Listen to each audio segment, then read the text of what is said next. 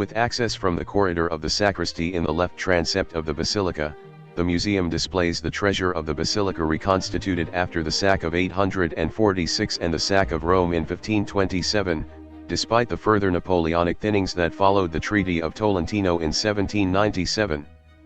What remains, enriched by works of art from the ancient and new basilica, is nevertheless a complex of exceptional value.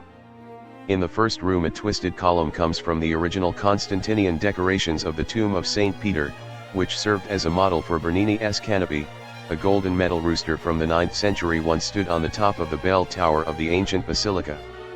In room 2, formerly the sacristy of the benefited clerics, the so-called Dalmatica of Charlemagne, embroidered with sacred episodes, is actually a Byzantine patriarchal sakos from the 12th century. The minor Storothek is a Byzantine reliquary from the 6th to 7th century, while the major Storothek, or Byzantine cross, was donated in the year 1837 by a canon of the Basilica of Our Lady in Maastricht, and dates back to the 10th to 11th century. Also on display here are fragments of Byzantine ivory diptychs, and the Vatican crux, 6th century, a gift from Justin II to the city of Rome. In the following chapel of the benefited clerics, the Tabernacle of the Eucharistic Sacrament by Donatello, a Madonna of the Fever attributed to Lipomemi and an altarpiece by Girolamo Musiano stand out. The nearby cast of Michelangelo's Pieta was used for the restoration after the vandalism of 1972. On the window and above the door stories of St. Peter by Antonio Cavallucci. Room 3 is dominated by the large funerary monument of Sixtus IV, a bronze catafalque by Antonio del Pollaiuolo, rich in symbolic representations of the arts and virtues.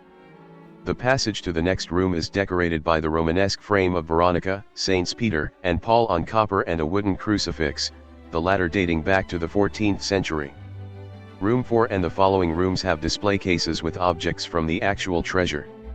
In the first room there is an 18th century cross in rock crystal, the piscatorial ring of Sixtus IV, the reliquary of Saint Blaise from the 14th century, that of Saint Sebastian from the 15th century and a bust of Saint Luke from the 14th century.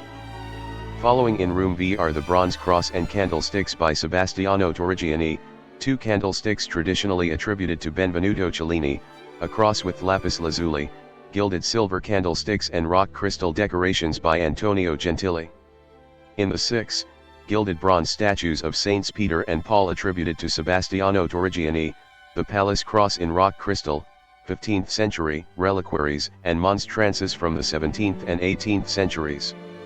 Here there is also a large original clay model by Gian Lorenzo Bernini, 1673, from which one of the bronze angels in the ciborium of the Chapel of the Sacrament was taken.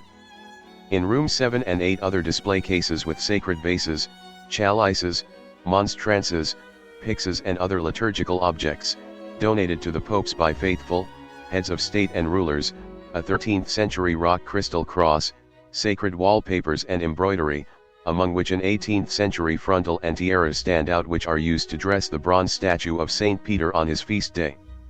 In room 9 the itinerary ends with an early Christian masterpiece, the sarcophagus of Giunio Basso.